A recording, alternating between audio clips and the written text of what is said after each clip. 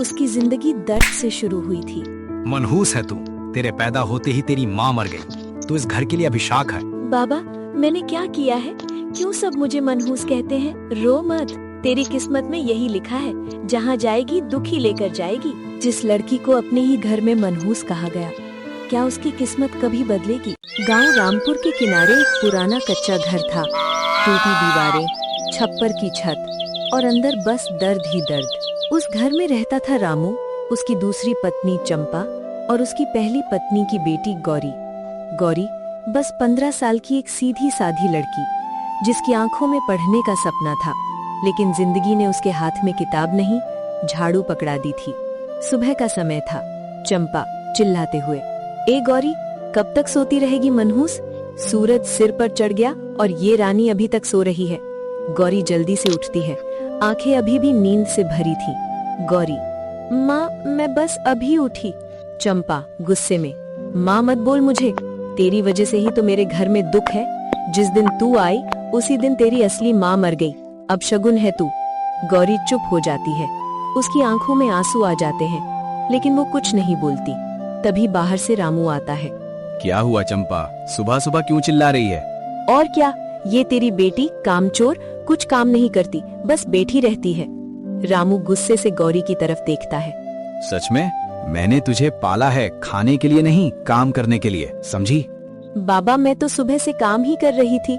झूठ मत बोल, तेरी शक्ल ही मनहूस है। तेरे रहते इस घर में कभी खुशियाँ नहीं आएंगी। गौरी का दिल टूट जाता है। जिस बाप के लिए वो जीती थी, वही उसे मनहूस कह रहा था। दिन भर गौरी काम करती रहती, पानी भरना, खाना बनाना, बर्तन धोना, और बदले में मिलती सिर्फ गालियां। दोपहर में वो थोड़ी देर के लिए घर के पीछे बैठ जाती, जहाँ एक छोटा सा पेड़ था, वही उसका सहारा था। तभी वहाँ गांव की एक लड़की राधा आती है। राधा, गौरी, तू फिर रो रही है? गौरी आंसू छुपाते हुए, नहीं, बस ऐसे ही। मुझसे झूठ मत बोल, सब पता है मुझे। तेरी चाची और तेरे बाबा तुझे कितना तंग करते हैं। गौरी चुप रहती है। राधा, तू पढ़ना चाहती है ना? गौरी की आंखें चमक उठती है। हाँ, बहुत, लेकिन मेरे नसीब में नहीं है ये सब। राधा, क्यों नहीं है? तू कोशिश तो कर। गौरी, जब अपने ही मुझे मनहूस समझते हैं तो दुनिया क्या समझेगी? उसी समय कुछ गांव वाले वहाँ से गुजरते हैं। देखो देखो, वही मनहूस लड़की।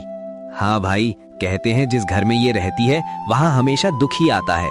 गौरी ये सब सुन लेती है, उसका दिल जैसे अंदर से टूट जाता है। शाम होती है, गौरी घर लौटती है, लेकिन जैसे ही वो अंदर जाती है, कहाँ मर गई थी तू? खाना क्यों नहीं बना? मैं बस थोड़ी देर, जुबान लड़ाती है मुझसे।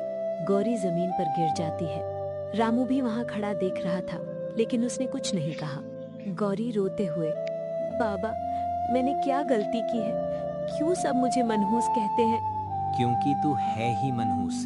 तेरे पैदा होते ही तेरी माँ मर गई और उसके बाद से मेरे जीवन में बस दुख ही दुख है।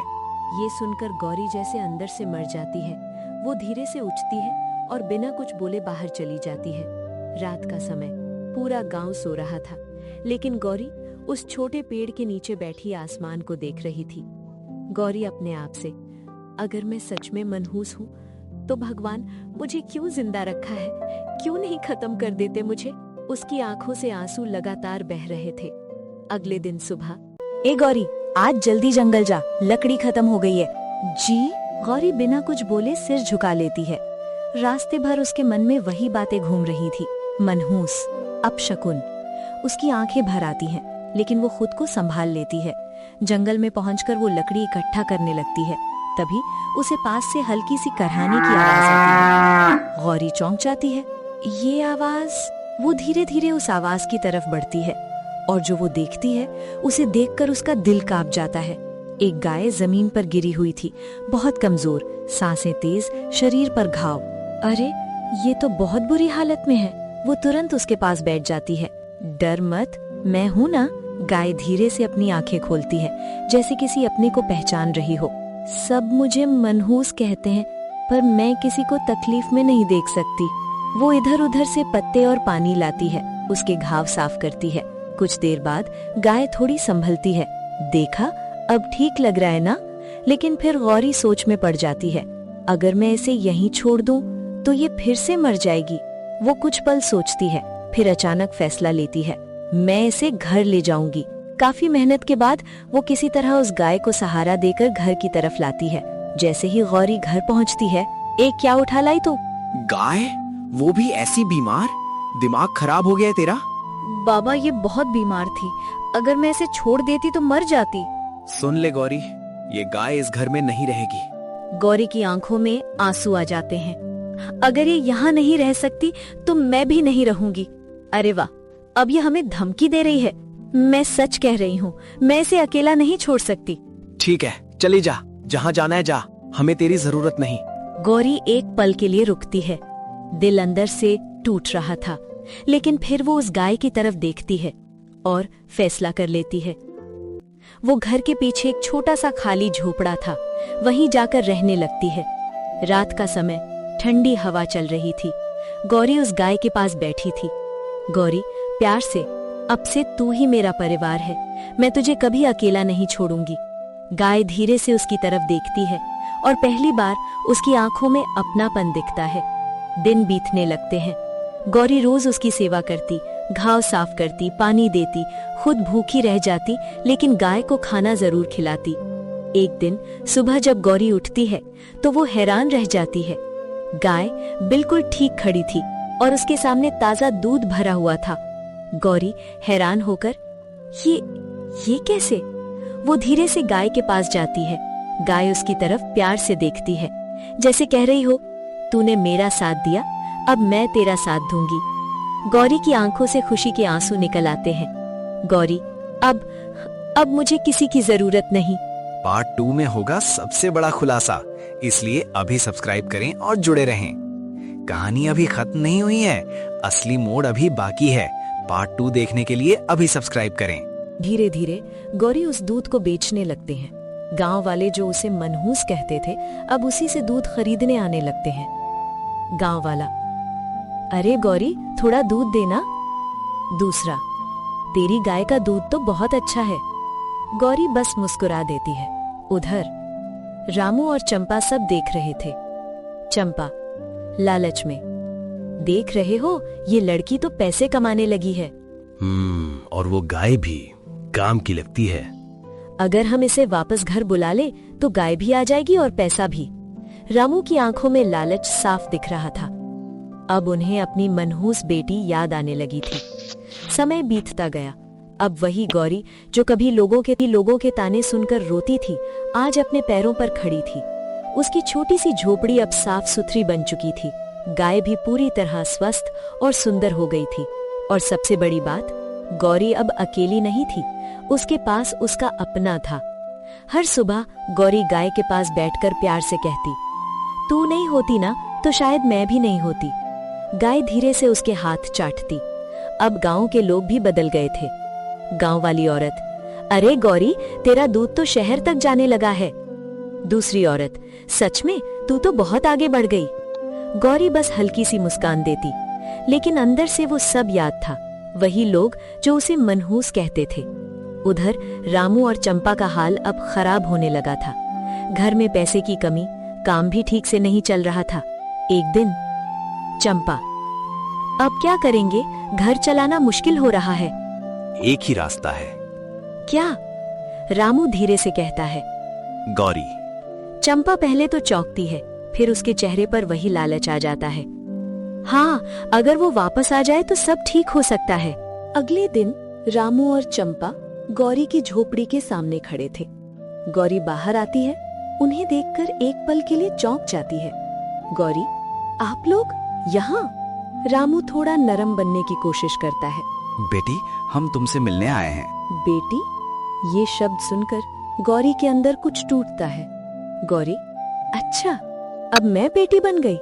चंपा तुरंत बात संभालती है। अरे नहीं, हम तो पहले से ही तुझे बेटी मानते थे। गौरी की आंखों में गुस्सा आ जाता है। गौरी, सच में? जब आप मुझे मनहूस कहते थे तब भी? दोनों चुप हो जाते हैं। हमसे गलती हो गई गौरी, हमें माफ कर दे। गौरी की आंखों में आंसू आ जाते हैं, लेकिन इस बार ये कमजोरी के नहीं, दर्द के थे। गलती? आपने गलती नहीं की, आपने मुझे तोड़ दिया चंपा, अब सब भूल जा, चल हमारे साथ घर चल। गौरी उनकी आंखों में देखती है और साफ समझ जाती है ये प्यार नहीं लालच है। गौरी, घर? कौन सा घर? वही जहाँ तू पली बड़ी। गौरी हल्का सा मुस्कुराती है। गौरी, वो घर नहीं था, वो एक जगह थी जहाँ मैं हर दिन मरती थी। कुछ पल के लिए सन्नाटा छा जाता है। तो तू हमारे साथ नहीं आएगी? नहीं, अब मैं वहीं रहूंगी जहाँ मुझे अपनापन मिला। चंपा गुस्से में आ जाती है। बहुत घमंड आ गया है तुझे।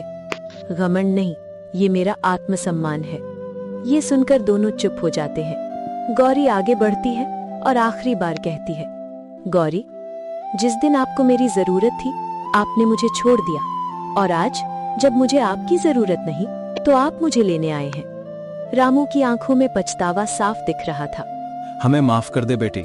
गौरी की आंखों में भी आंसू थे, लेकिन इस बार वो मजबूत थी।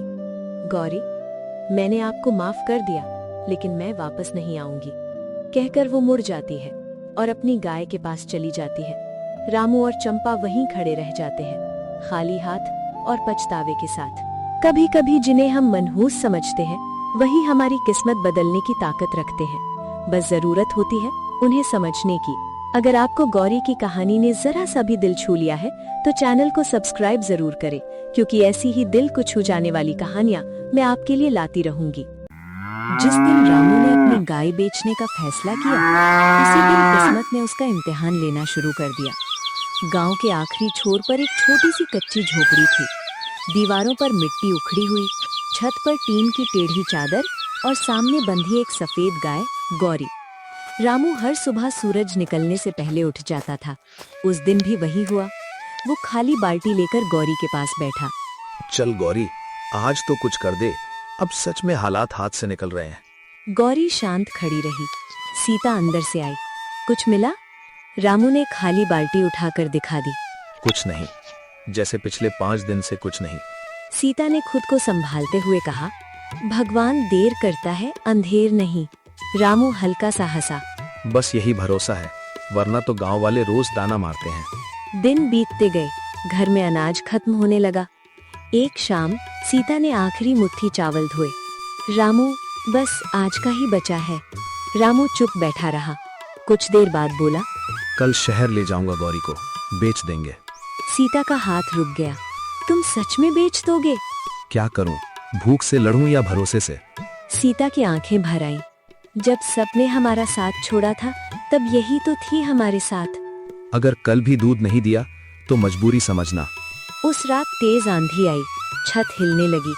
सीता गौरी के पास जाकर बैठ गई। श्श, अगर तू चली गई तो ये घर सिर्फ दीवार रह जाएगा। बारिश की बूंदें गिरती रहीं। सुबह हल्की धूप आई। रामू बाहर निकला। उसकी नजर बाल्टी पर पड़ी। वो रुक गया। बाल्टी आधी भरी थी। दूध। सीता। सीता दौड़ कर आई। क्या हुआ? रामू कांपती आवाज में, देख। सीता की आंखें चमक उठी। मैंने कहा था ना, भरोसा रखो। रामू ने गौरी के सिर पर हाथ रखा। आज तूने हमें डूबने से बचा लिया। उस दिन उन्होंने आधा दूध बेचा। 70 रुपए मिले। छोटा सा पैसा पर बड़ी शुरुआत। दिन गुजरते गए, दूध बढ़ने लगा। रामू रोज साइकिल से शहर जाने लगा। एक ग्राहक ने पूछा, इतना गाढ़ा दूध, राज क्या है? रामू मुस्कुराया। राज नहीं, ईमानदारी है। धीरे धीरे नाम फैलने लगा। 6 महीने में झोपड़ी की छत ठीक हो गई। 1 साल में उन्होंने 2 और गायें खरीद ली। सीता हर सुबह कहती, पहली रोटी गौरी की। रामू हंसता। और आखिरी भी। सब ठीक चल रहा था। तभी एक दिन अचानक गौरी ने दूध देना बंद कर दिया। रामू परेशान हो गया। ये क्या हो गया? सीता ने देखा, गौरी सुस्त थी। शायद बीमार है। डॉक्टर को बुलाने के पैसे नहीं थे। रामू रात भर जागता रहा। कहीं फिर वही दिन ना आ जाए। 3 दिन तक दूध नहीं आया। शहर वाले पूछने लगे, दूध क्यों नहीं लाए? रामू झिझकते हुए बोला, गाय बीमार है। कमाई रुक गई। फिर वही डर। एक रात सीता ने धीरे से कहा, सीता, अगर इलाज के लिए पैसे नहीं है तो बाकी गाय बेच देते हैं। रामू चौंका। बाकी गाय? फिर सब खत्म हो जाएगा। सीता, अगर गौरी नहीं बची तो सब वैसे भी खत्म है। रामू ने पहली बार महसूस किया, असली अमीरी अभी भी गौरी ही है। अगले दिन उसने अपनी एक नई गाय बेच दी, इलाज करवाया। 3 दिन बाद गौरी ने फिर दूध दिया। रामू की आंखों में आंसू आ गए। तू हार नहीं मानती तो मैं कैसे मान लूं? कुछ महीनों बाद शहर का बड़ा डेयरी मालिक आया। तुम्हारा दूध शहर में मशहूर है, 15 लाख दूंगा, गौरी मुझे भेज दो। रामू और सीता चुप। रात को बातचीत हुई। इतने में पूरा खेत आ जाएगा। सीता, लेकिन अगर हमने इसे बेच दिया तो क्या हम खुद को देख पाएंगे? रामू चुप रहा। अगले दिन मालिक फिर आया। सोच लिया? रामू ने सीधा जवाब दिया। साहब, हम गाय नहीं बेचेंगे। मालिक, इतने पैसे ठुकरा रहे हो? रामू, जिसने हमें उठाया उसे बेच नहीं सकते। मालिक कुछ देर चुप रहा, फिर मुस्कुराया। ठीक है, साझेदारी कर लो, दूध सप्लाई करो, मुनाफा आधा आधा। सीता की आंखों में चमक आ गई। हमें मंजूर है। 3 साल बाद रामू के पास 30 गायें थी, पक्का घर, खेत, सम्मान। लेकिन हर सुबह वही नियम। सीता, पहली रोटी गौरी की। एक शाम रामू गौरी के पास बैठा था। अगर उस दिन हमने तुझे बेच दिया होता तो शायद आज भी गरीब होते। सीता मुस्कुराई। सीता, असली अमीरी पैसे से नहीं, फैसलों से आती है। गौरी बूढ़ी हो चुकी थी, अब वो कम दूध देती थी, लेकिन उसे कभी अलग नहीं किया गया, क्योंकि वो सिर्फ गाय नहीं थी, वो उनकी कहानी थी। अंतिम दृश्य, सूरज ढल रहा है। रामू और सीता आंगन में बैठे हैं। याद रखना, जिस दिन हम घमंड करेंगे उसी दिन सब खत्म हो जाएगा। हमने गरीबी देखी है, इसलिए अमीरी संभालना जानते हैं। अगर आपको ऐसी ही गाँव की प्रेरणादायक कहानियाँ पसंद है तो वीडियो को लाइक करें, चैनल को सब्सक्राइब करें और घंटी जरूर दबाएं, क्योंकि अगली कहानी शायद आपके जीवन में भी उम्मीद की नई रोशनी ला दे। रामपुर गांव के किनारे घना जंगल